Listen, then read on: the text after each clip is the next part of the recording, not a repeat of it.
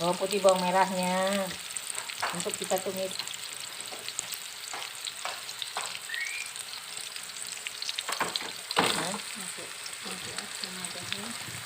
Yang kuas jahe masuk. Nah, tuh serainya diiris-iris. Oke. Masuk. Sudah lalu baru kita masukkan cabenya.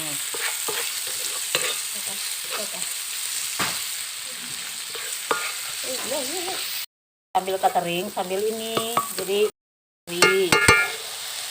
terinasi ya kita bikin biar gurih enak gitu loh.